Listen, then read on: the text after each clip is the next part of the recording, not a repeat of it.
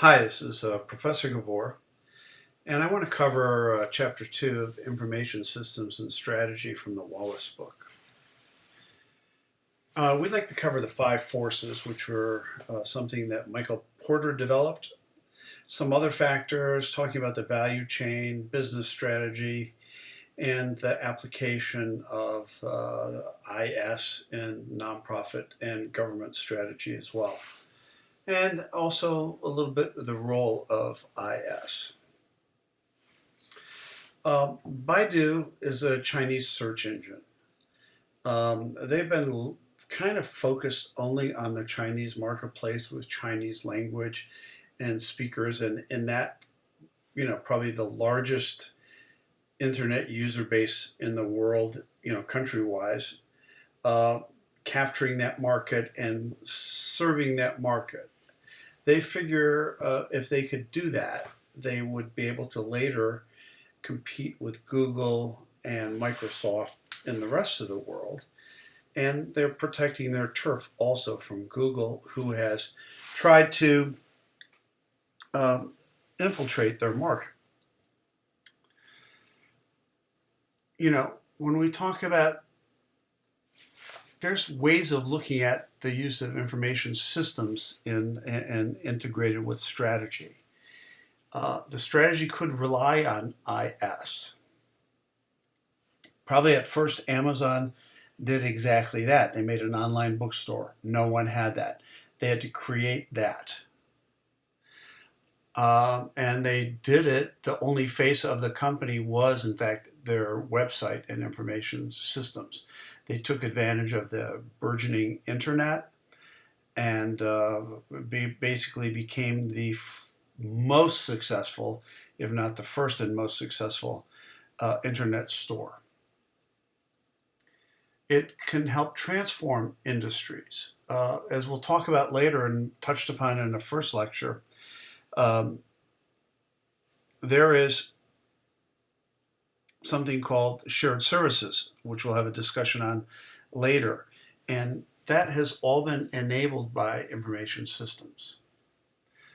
Companies gain advantage, and it also helps nonprofits and governments achieve their missions. So if we talk about this, five forces. Here's the five forces that Porter talked about. What's the rivalry amongst competitors? What's the threat of new entrants? What's the threat of substitute products? Who has the power? Do you have the power, or do your buyers have the power? Do you have the power, or do your supply chain, your suppliers have the power? And one way of looking at that is definitely who is the bigger gorilla in that picture. And we'll explain that as we unfold this. Okay, threat of new entrants. What's the threat of new entrants? You have your incumbent players, and you have your information systems, you have your network effects and switching costs. So if we're looking at this from the perspective of like a company like SAP, well, there is a threat of new entrants. People are coming in on smaller scale and growing, and eventually they could grow up to be a competitor with SAP. Oracle certainly has done a good job of that, even though they didn't start that much later. But the interesting thing is, when you have an ERP system and you've committed to SAP, or you've committed to Oracle, or you've committed to one of the Microsoft products, or some other third party, the cost to switch is non-trivial, especially if you're a global multinational company. It would cost you millions and millions of dollars to do that. And you've already got your workforce trained on either SAP and Oracle. So the threat of new entrants is there, but it has to overcome tremendous switching costs. So a new entrant would have to have a lot of advantages in terms of services or ease of use. What's the power of the buyers? is that, let's look at similar products. I mean, right now, if you go to the internet, the information systems has put the car purchasing in the hands of the buyers to a certain degree, because I can check on the internet and find out what I should be paying for a car. I can go to visit 5 dealerships and get their prices. And if they don't all shoot me the best prices, I'm not going to consider that dealership. And this is a real thing. So the haggling that used to be there for automotive purchases has, in a large part, gone away, because the information systems have made the information readily available and you can shop without leaving. Here's a picture of 2 different cameras. Which one do you want to buy? Or do you want to buy the one for $249, $259, or $329? So theoretically, you can do this. On the other hand, I've seen people buy things on Amazon just because they're used to Amazon and not check that they could maybe get it cheaper someplace else. The other thing with the power of buyers is when you think of a corporate standpoint here, if I sell to Walmart and I'm a consumer goods company and Walmart's responsible for 60% of my sales, Walmart has all the power in that relationship. If there's another company that I sell to and they're only responsible for some fraction of a percent of my business, and they get very demanding, well, I could survive without them, so the power is on my side. So the market share, when it comes between companies, it's who has one's market share in their hands. Powers of supplier, it's the same thing. If you're the only game in town, everybody has to buy from you, and they can set the price. It's almost like a monopoly. But if there's competitors, information systems impose switching costs, which is expensive. On the flip side of the Walmart discussion, imagine you're a company that deals with ExxonMobil and your purchases are a fingernail clipping of their entire sales. Do you have much leverage over ExxonMobil in that relationship? The power is with the supplier, not with you. They can set the price, and if that's the only place you can get the product, well, then you have to get it from them.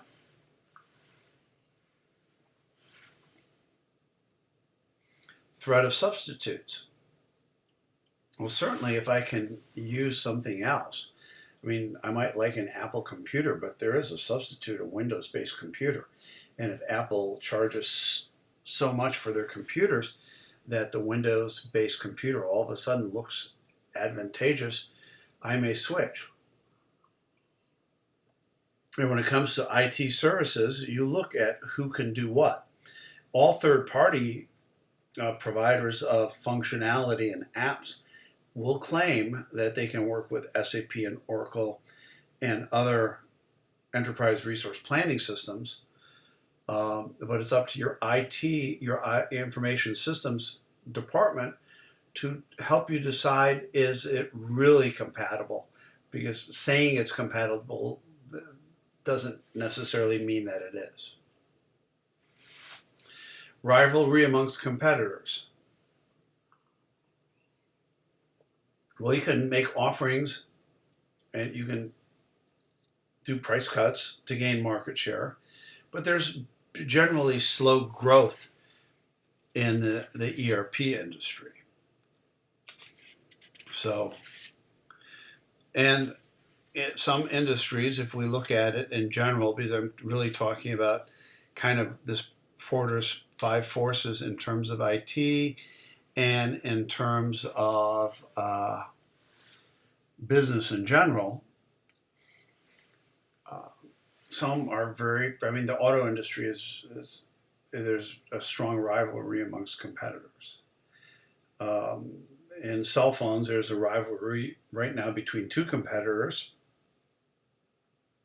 but the new entrants, which could increase the rivalry, are the Chinese phone companies, which are not yet doing business here. at least not on a large scale. And then you have external factors you have to deal with all the time. Disruptive innovations, and those can be positive or negative. When everybody was talking about ERP systems and the internet and Internet of Things and blah, blah, blah, at first it was like a beautiful new world we were going to, and no one thought about the information that could be hacked and that is being hacked now. And it's created obviously a cybersecurity. On the other hand, if someone comes up with the iPhone was a disruptive innovation. The iPod was a disruptive innovation. Digital photography was a disruptive innovation. It put a very venerable company, Eastman Kodak, that made film and processed film out of business because they could not adapt and they had no business units to actually adapt to. They made film and processed film. Government policies could change things. If you think about Google in Europe and the governments there worrying about privacies and cookies and not wanting Google to have so much power and Facebook to have so much power as they seem to have in the US. External factors could be complementary services, environmental events. What could disrupt the IT world or the information systems world is if some of the rare earths that are used in hardware all of a sudden became even more rare. Complementary services. What are we talking about by complementary services? Obviously, companies that make apps. I mean, you have a phone, but Apple doesn't make every app that you use. Samsung does not make every app. And people have gotten into business to provide complementary services that may even enhance the use of the phone more. The Facebook app is obviously, or the Instagram app, both of which are owned and made by Facebook, have made your phone more valuable to lots of users out there. When we talk about disruptive innovations, I look at it in a couple of ways. You have a competitive marketplace right now. You can have an evolutionary next product, which is basically the same as the product you currently have, but maybe it's tweaked up a little bit. It's got some new features. It maybe has some new technology involved, but it's basically a line extension of where it was. You may have a next step new product, which is okay. It's not evolutionary. It maybe takes you leapfrog your competitors, but it's not something that they can adapt to relatively quickly. It could be a short-term competitive advantage. A disruptive innovation is some sort of radical or unexpected breakthrough that probably only a visionary has seen. It transforms the industry and changes the nature and behavior of the five forces, and it's creative destruction of some competitors. Digital imagery, digital photography was that. It disrupted the film industry and basically killed off Eastman Kodak. Sony was the Apple in audio in the 1970s, 80s, and 90s. And all of a sudden, with the iPod and Apple iTunes coming out, the model that Sony had been using, the cassette player with the Discman, with the Walkman, and then the CD innovation with the Discman, which was the Walkman version of a CD player. They had not been able to evolve to a point where they could have a device that could carry all the music you owned. And then, of course, that got disrupted by the internet of everything and the smartphones. in that you look at Spotify and music streaming services that basically have the entire catalog of the world of music, and you just subscribe to it, and it keeps adapting to what you listen to and what you explore, and creates a variety of playlists, and you can tell it to play this now or that then, and it keeps track of what you're doing. So disruptive innovations are incredibly important. Amazon, of course, is one. If we look at government policies, they affect how industries operate and evolve. Organizations lobby for government actions. Judges and courts affect industry structure. Right now, if we look at fake news and we look at all the hubbub since the last presidential election with what Facebook allows and does not allow, and what other services allow, the government could get involved, could provide censorship, they could provide lawsuits against and rulings to govern how these things operate. It seems to be a little bit of a Wild West out there, but you never know, and what is the right measure of government policy to protect people, to protect consumers, to protect people's health and mental health, and what is, and when does it become too oppressive? So there's always that fight when we talk about government policies, but it definitely plays a role. I would think that, think of all the robocalls everybody gets. So one of my pet peeves is that the government, how can we solve poverty and other injustices if we can't make that go away? It seems like it's an easy problem, but obviously it is not. Okay, complementary services. Industries are interrelated. Companies embedded in the ecosystem of one, in the same ecosystem, rely on each other. Visionaries can lead to new beneficial directions. In this world of IT, we don't know where things are going to go. You have an innovation, it looks like it could mean something, but it's not until we learn to use it later and use it more effectively to see what the possibilities are. And sometimes a hardware change is involved. Amazon was always a good company. They started off as a bookstore, and they were doing pretty well, but that never took off until the innovation of the smartphone. With the smartphone, people could shop on a whim. Not like, oh, I need to buy that book, or I need to buy a pair of pants, or I need to buy whatever it is you want to buy, and let me open my laptop and order it. Well, obviously, if you're sitting at your desk, you could do that. And you were working on your laptop, you could order it. But if you're sitting there watching TV and see a commercial for something and say, ooh, I want one of those, let me do a price check and let me order it on Amazon or from wherever, you could do that with your phone, and people do it all the time. In fact, people go into stores and will have their phone, and if they see something they like, do a price check and see if they can find it cheaper on Amazon. And that's called showrooming, where the store is not where you actually buy it from, but just the showroom where you go in to see if, touch it, feel it, do I like it? Ooh, I want one of those, and order it more cheaply. And it's been something brick and mortar retailers have had to fight with. We've talked about outages.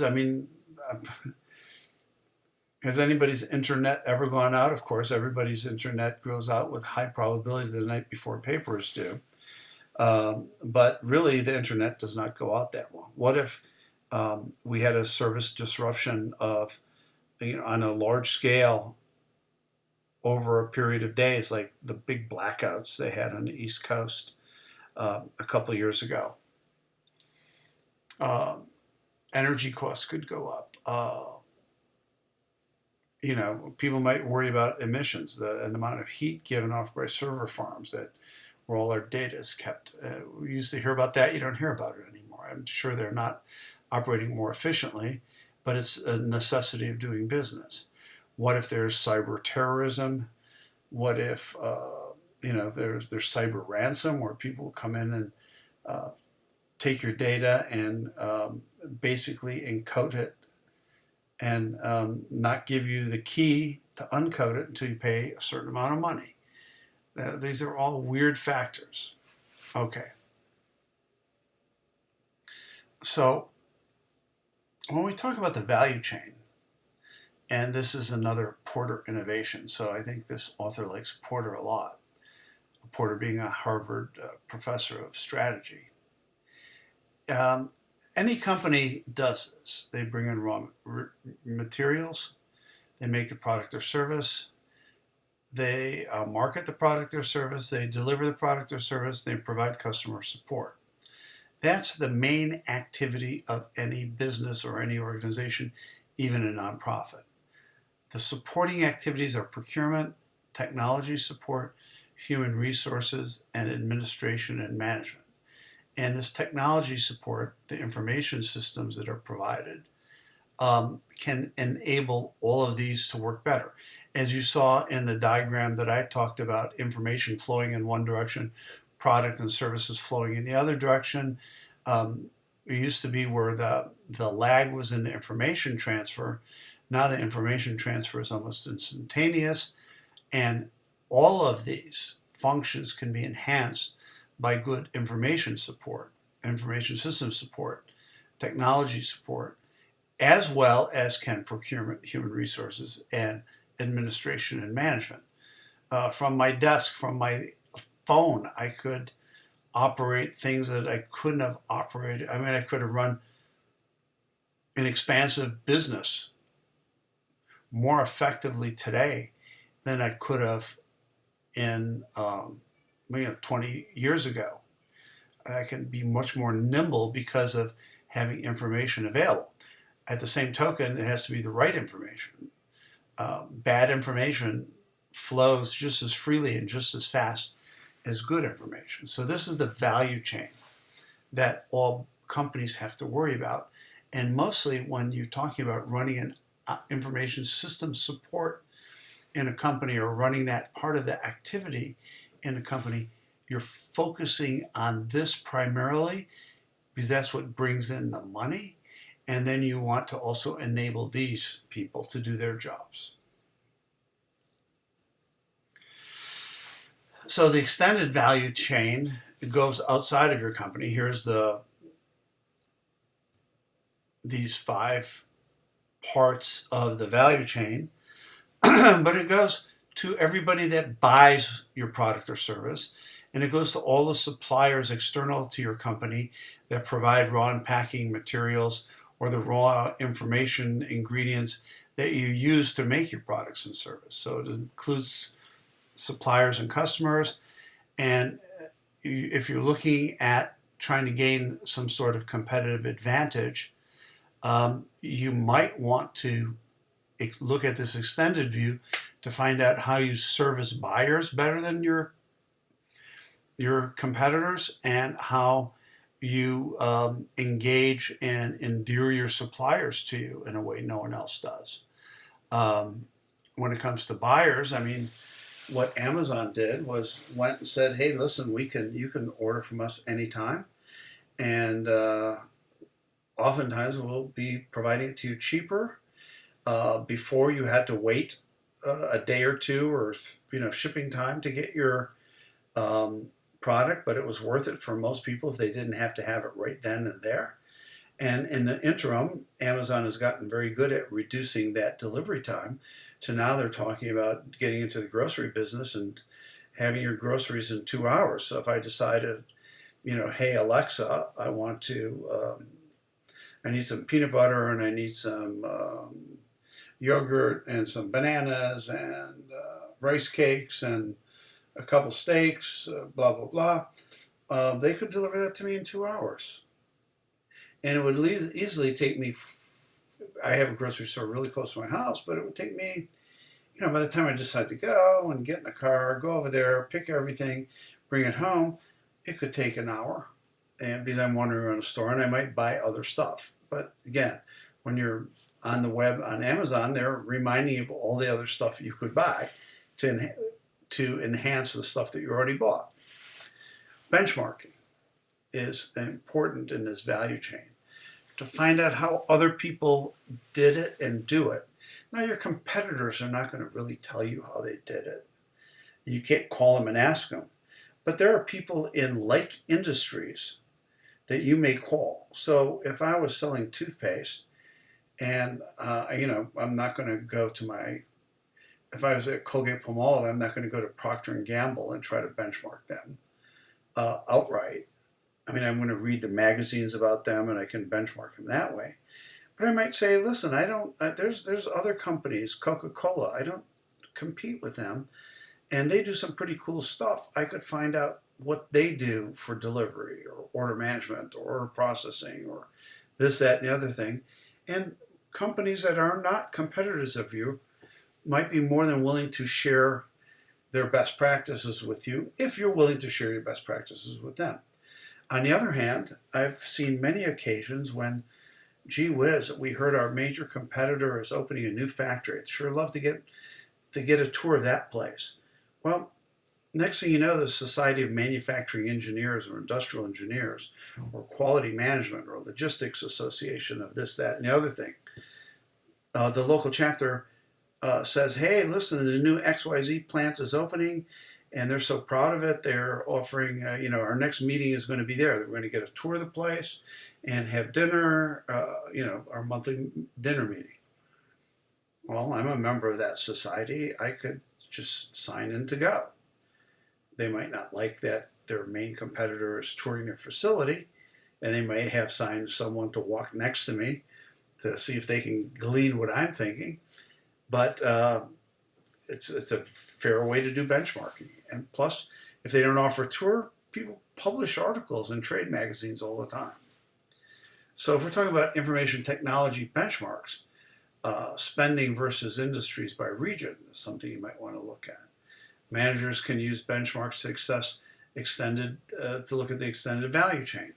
When I was in industry, I would look at warehousing costs as a percentage of sales, transportation costs as a percentage of sales, and compare it to all the operating units that reported to me.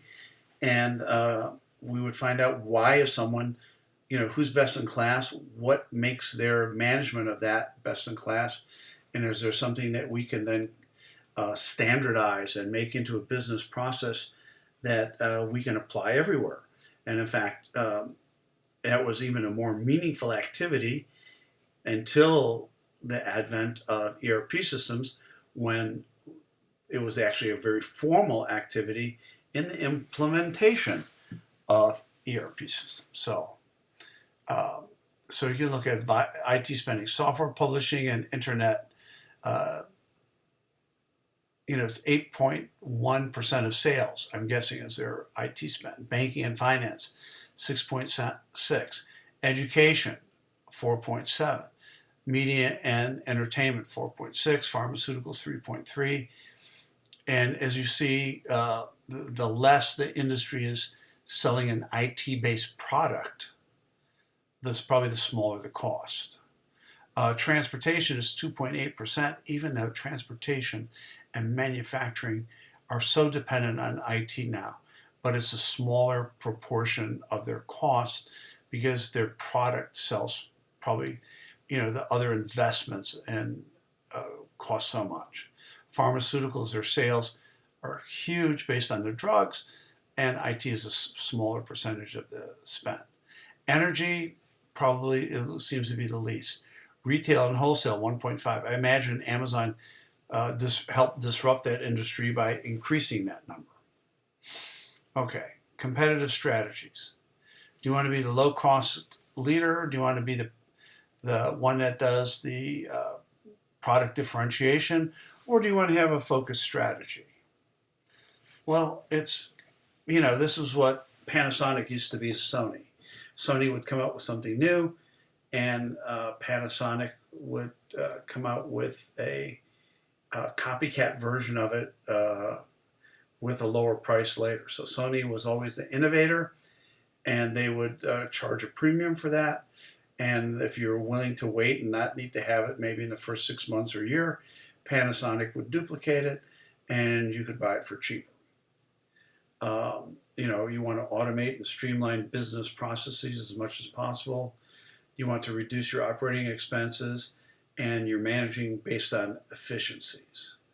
And information systems can help you with automating and streamlining processes, reducing operating expenses, and achieving efficiencies. If you have a product differentiation and the focus strategy, well, product differentiation is special features.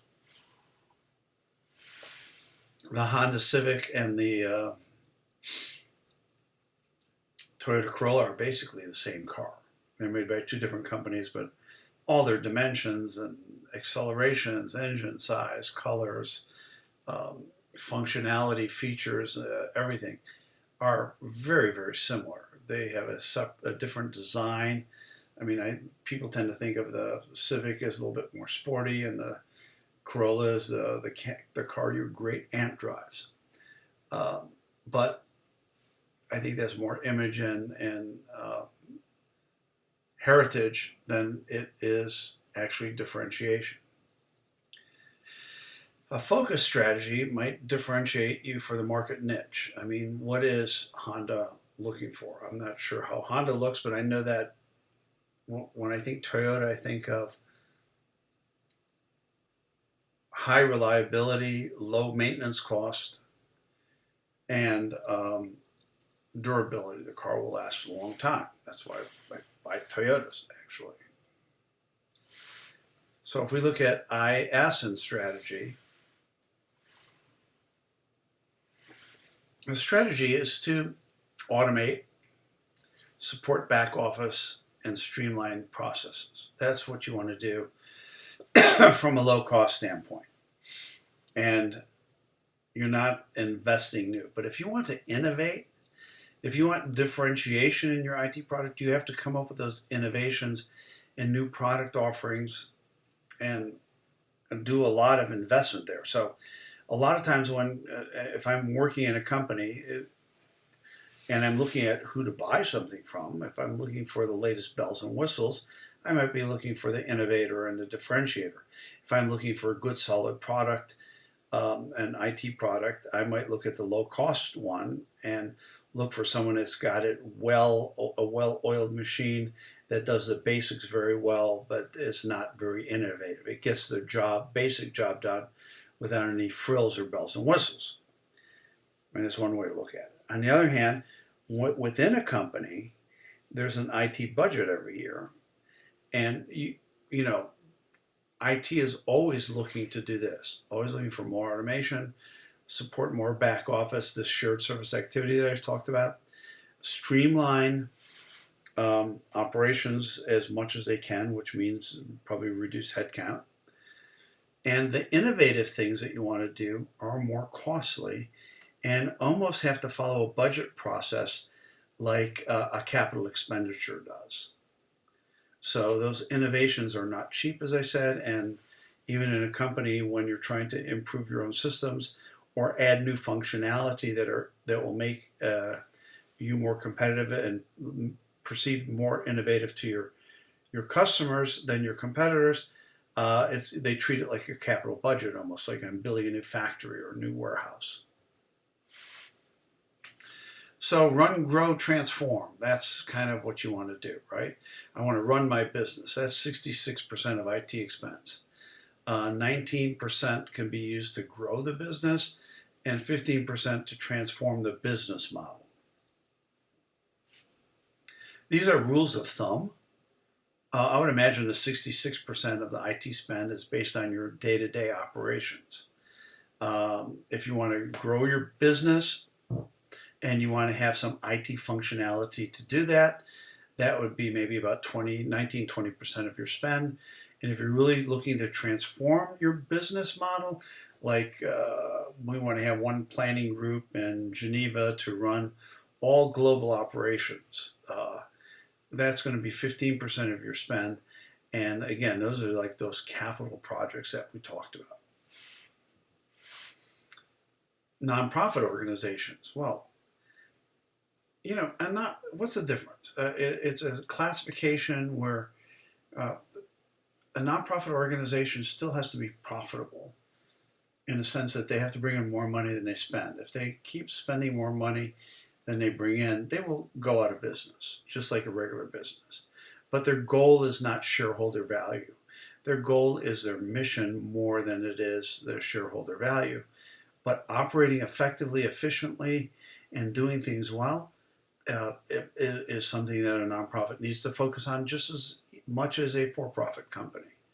So they have objectives that need strategic planning, they have operational requirements, and there are the same benefits they could derive from information systems as a for-profit company. Obviously, they're oftentimes their revenue, instead of selling something, is based on fundraising. And information systems has really helped manage this. I mean, you can get texts and emails from, you will get them from North Park when you graduate, looking for your donations and to try to build up our endowment. You can reach a worldwide audience with IT or IS and the power of the internet. You see friends and family on Facebook, if they celebrate their birthday, could choose their favorite charity and say, hey, it's my birthday, and give money to, the Red Cross, give money to St. Jude's Hospital, give money to North Park University, wherever, give money to my church.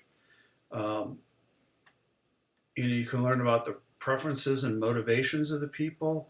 You can get their feedback. You can build their profile and maintain. For the longest time, one of the biggest transformations is the universities that were good at keeping track of their alumni had better control and better fundraising than the ones that didn't. And the innovation of computers made it all that much easier. If you could get your database up to date and then maintain it, so there's that fundraising effort is huge. And here's some, you can attract volunteers. The government needs it. I mean, the government has so much information that is available. The Federal Reserve System, just the one in St. Louis, seems to be the one that disseminates lots of information. It's incredible what's out there. Citizens expect cost-effective services. I mean, I get cool stuff. I mean, if I call Social Security, yes, I'm that old. And like I even said earlier, they have a feature. The first time I ever heard it was from the government. There was a 25-minute wait, and you hear me mumbling expletive in my head. But then it says, if you want, we can call you back, and it spits back at this number, and it spits back the phone number I called from, my cell phone. And would you like to do that? Yeah, sure. Press 1. Good. And then I don't have to listen to music. I don't have to wait for someone to come on. I can go about whatever else I was doing, and when the phone rings, I look Social Security Administration, take the call. So a lot of people are doing things like that, and that's some benefits. And if you're looking at IT, it includes projects with long-term benefits. I talked to my brother-in-law who's a tax attorney, and he said the IRS regulations, even with the controversial Bush-Trump tax plan, has gotten almost to the point where people won't have to prepare their taxes. All the information for the government to actually prepare your taxes for you is just there. If they figure out a way to put it together, you won't, nobody but the richest people will need tax attorneys and tax accountants. The Joe average citizen that does the easy form just says, hey, you get an email from the government saying, oh, you're going to get a $50 refund, or oops, we didn't withhold enough. You got to send in $300 to cover your taxes. And no one has to worry about April 15th anymore. E-government. Classified info available to citizens via the internet. Anything is out there. In fact, when we're doing an econometrics class right now, where we're doing regression analysis on government data and trying to come up with models. Private investors might avoid certain projects because of risk or distant payoff. What are we talking about? So it's interactive online services. And if you're doing research, if you get the government data, you can make better decisions. I'm not sure about the might avoid certain projects because of risk or distant payoff. But if the government helps them, the government data or all the data you need to make that decision is there. Do I do this or do I not do this? It could be very helpful, and people appreciate government data. Everybody likes to talk about government, big government, but they never complain about the things that they can use from the government. So does information technology, information systems matter? Well, obviously in this day and age it does. The advantage depends on the particular application. It says funds to run businesses are a commodity. I don't know about that. Funds to grow and transform are more closely tied to strategy and advantage. Yes. Human element is critical for success. So it's a socio-technical system. People still have a large impact on how businesses run. And technology can enable them to make better, faster, more intelligent decisions. But they have to learn how to use the information system. The data has to be accurate. So it's what industrial technologists and industrial engineers used to call a socio-technical system. It's the interface of people with IT and people with IS. And it can enable you to run the business. Should IT run the implementation of an ERP system? The answer, even SAP and Oracle will tell you, is no. They need to be there. They need to be involved because they have to be, and almost a business partner, but it has to be a business project. So the management of IS is left to IS specialists and information technology specialists, but the allocation of resources, the prioritization of projects, and what those projects are supposed to do, and the aim and support of IT has to be run by the business side. So we talked about the 5 forces, we talked about other factors, value chains, business strategy, etc. This week's discussion is based on considering the value and competitive advantage of information systems with Amazon. It's I don't know that I have lots of opinions about it, and I've read about it a lot, but I want you to read about it and start grappling with the role of IT. Are they an IT company? Are they not an IT company? Are they a logistics supply chain value chain company? And is IT secondary to that? Or is it a combination of a unique meld of a value chain, supply chain strategy, and an information system design? Which came first, the information system or the redesign? There's all that stuff in there. And it's a rapidly changing world for them. And they use IS in many different ways. So there we go. There's a case study on GameStop. I'm not sure if Professor Papadamos is going to assign it, but it's talk about Amazon. They're brick and mortar. I don't even know if they're still in business and who would stop there, because most video games are now online, and most video playing devices don't require any kind of cartridge but are connected to the internet. So I'm not sure what GameStop would actually do for anybody. I'm sure their business model has been disrupted. So open internet case study. This is another one. It might be interesting. This idea of net neutrality. I almost had a discussion about that, but decided to go with a more strategic Amazon discussion this week. What's the position of content providers, position of telecom companies, the proposal of criticism. Right now, I like to think of the internet as free. I have to pay for some access to it, but then I should be able to do and go wherever I want. It killed newspapers, and the only newspaper that's really profitable, U.S.-based newspaper, is probably the Wall Street Journal and the New York Times. And the Wall Street Journal caters to an audience willing to pay for that timely information and good reporting that they have. Basically, businessmen who have funds to pay for it. U.S. students can get it for $86 a year, both print and online if you want. See me. And the New York Times, only because of its integrity and good journalism. So there you have it. And then don't copy any of these slides. We'll talk to you again in person soon. Thank you.